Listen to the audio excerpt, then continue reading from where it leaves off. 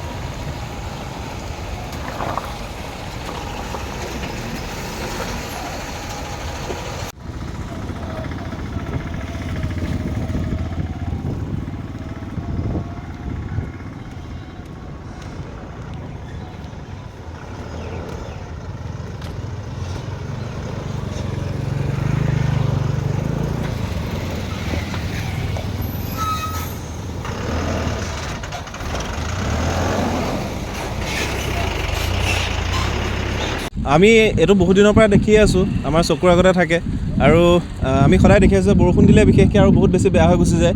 ইয়াত কিমান মানে আমাৰ সাধাৰণ জনসাধাৰণৰ কিমান অসুবিধা হৈ আছে বা ৰোগীসকল এতিয়া নাৰায়ণপুৰ, ধলপুৰ সেইখিনি এৰিয়াৰ পৰা লখিমপুৰ গ'লে কিমান অসুবিধাৰ সন্মুখীন হৈ যাবলগীয়া হয়। আৰু তাৰ উপৰিও পৰিবহণ ব্যৱস্থাটোত এতিয়া যিবিলাক বাছবিলাক তলটো লাগি যায়, আমাৰ ডাম্পাৰবিলাক চলি আছে, ডাম্পাৰবিলাকৰ পাতি ভাগিছে, কিবা ভাগিছে, কিন্তু ইনফ্ৰাষ্ট্ৰাকচাৰ ডেভেলপমেণ্টৰ কাৰণে আমাৰ গাড়ীবিলাকতো চলিবই লাগিব। গতিকে আমি ডাম্পাৰ সন্থাৰ তৰফৰ পৰা মিটিং কৰিলোঁ সেইদিনাখন আৰু আমি সকলোৱে আলোচনা কৰিলোঁ যে ৰাস্তাটো আমি বনাওঁ। আমি প্ৰথমতে বিভাগীয় কৰ্তৃপক্ষৰ লগত কথা পাতি চাইছিলোঁ যে কিয় হোৱা নাই, কি কথা, কিন্তু তেওঁলোকে ক'লে যে ফাণ্ড নাই এইটো ৰাস্তাটো বনাবৰ কাৰণে। গতিকে ফাণ্ড নথকাটো এটা বহুত দুৰ্ভাগ্যজনক কথা বুলি ভাবোঁ, কাৰণ আমাৰ গাড়ীবিলাকৰ পৰা কিমান টেক্স লয়। আমি ডেইলি চৰকাৰক ৰয়েলিটি দিওঁ, চেণ্ড গ্ৰেভেল উঠোৱাৰ নামত, বালি উঠোৱাৰ নামত, বা আমি টেক্স দিওঁ গাড়ীবিলাকৰ। আৰু টেক্সৰ কাৰণেতো এতিয়া কিমান হাহাকাৰ হৈ আছে যে টেক্সৰ কাৰণে মানুহ গৈ ঘৰতো পায়গৈ। গতিকে তেনেকুৱা এটা অৱস্থাত টেক্স উঠাই থকা হৈছে, কিন্তু তাৰ পাছতো কিয় মানে এইটো ৰাস্তা বনাবৰ কাৰণে এতিয়ালৈকে বিভাগীয় কৰ্তৃপক্ষৰ হাতত মানে ফাণ্ড অহা নাই, সেইটো মানে দুৰ্ভাগ্যজনক কথা বুলি আমি ভাবোঁ। আৰু সেইকাৰণে আমি ডাম্পাৰ ইউনিয়নৰ সকলোৱে আমি আলোচনা কৰি পেলাই ৰাস্তাটো নিজে বনাওঁ বুলি ব্যৱস্থা কৰিছোঁ। আৰু তাৰ কাৰণে যিখিনি আমাৰ পাৰ্মিশ্যন লাগে সেইখিনি লৈ পেলাই আজি আমি কামটো ষ্টাৰ্ট কৰিছোঁ। আমাৰ অতি ধনী চৰকাৰ, আমি এয়া নেশ্যনেল হাইৱে 15ত আমি পথালি পাহাৰ আৰু বান্দৰদোৱা হাৰমতিৰ মাজৰ যিখন ঠাই, সেই ঠাইখন আমি অতি দুৰ্যোগ ভুগি আজি বছৰ আমি মোটামুটি 10-12 বছৰ হৈ গ'ল আমি এনেকৈয়ে দেখি আহিছোঁ। আৰু অতি কষ্টৰে যান বাহন এফালে অহা যোৱা কৰিছে।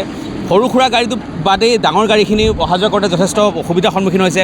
সৰু গাড়ীত যদি কোনোবা বেমাৰী পাৰ হৈ গৈছে তেতিয়াহ'লে সেই বেমাৰৰ পৰিমাণ বাঢ়ি গৈছে।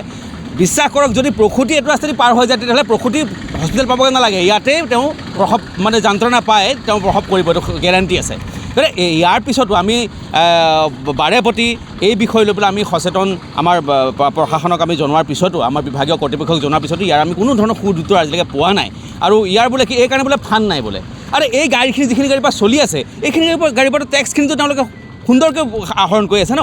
আজিকালি আমাৰ যিখিনি আজি ল'ৰাই এইখিনি কাম কৰিছে, আমাৰ ডাম্পাৰ সন্থাই যিখিনি কাম কৰিছে, আমিতো অভাৰলোড বুলিও এক্সট্ৰাকৈ পইচা দিব লাগে। আমি টেক্স, ৰোড টেক্স, GST ইত্যাদি আমি সম্পূৰ্ণ দিয়াৰ পিছতো, বছৰি আকৌ তাৰ ইয়েৰ টেক্স দিয়াৰ পিছতো আমি আকৌ অভাৰলোড বুলি আমি বেলেগকৈ আমি পইচা দিব লাগে।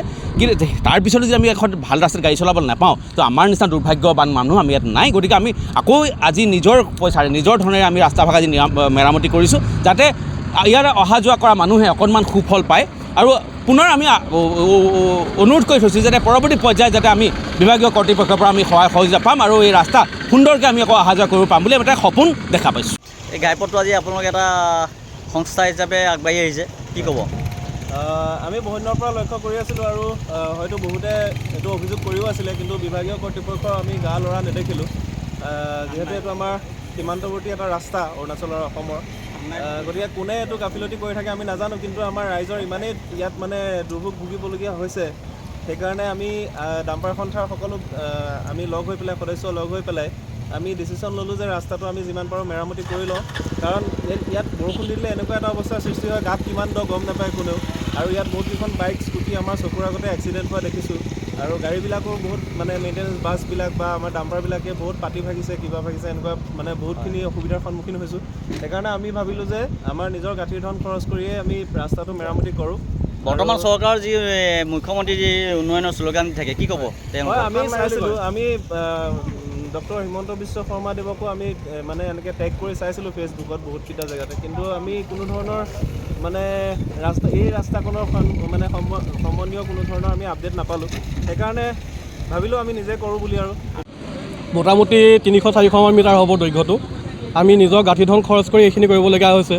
আমি বিভিন্ন কৰ্তৃপক্ষৰ লগত পাতিছিলোঁ বা NSYৰ লগত, যে আপোনাৰ কিবা কিবি সহায় কৰক বোলে, আমাৰ একো ফাণ্ড নাই, কিবা নাই, আৰু ঢেৰ কিবা কিবি ক'লে। কোৱা স্বত্তেও আমি উপায় নাপাই নিজৰ এটা গাঁঠি ধন ভাঙি এইখিনি কৰিবলগীয়া হৈছে। চৰকাৰে কি আহ্বান জনাব? চৰকাৰলৈ কি ক'ম আৰু, চৰকাৰক কেইবাবাৰো কোৱা হ'ল, আপোনাৰ CMক কোৱা হ'ল, PMক দিয়া হ'ল বিভিন্ন ফেচবুক লাইটৰ যোগেদি, কিন্তু আজিলৈকে একো সহায় নবঢ়ালে আমাৰ ৰাস্তাটো। এটা কথা, আমাৰ গাড়ীবিলাক ডাম্পাৰবিলাক বিশেষকৈ আমি সদায় বস্তুবিলাক উঠাওঁ, আমি নদীৰ পৰা উঠাওঁ বা ক্ৰাছাৰৰ পৰা উঠাওঁ, CM চিষ্টেমত উঠাওঁ, CUM মানে কিউবিক মিটাৰত উঠাওঁ, আৰু সেইখিনি বস্তু যেতিয়া ৰাস্তাইদি নিওঁ সেইটো চৰকাৰে আমাক মানে অভাৰলোড কৰি পেলাই, অভাৰলোড হৈ আহিছে বুলি কৈ পেলাই টেক্স কাটে। গতিকে সেইবিলাক টেক্সো আমি দি থাকোঁ। 40,000 50,000 টকাকৈ এবাৰ ৱেইট কৰিলে গাড়ীখনৰ আমি টেক্স দিবলগীয়া হয়।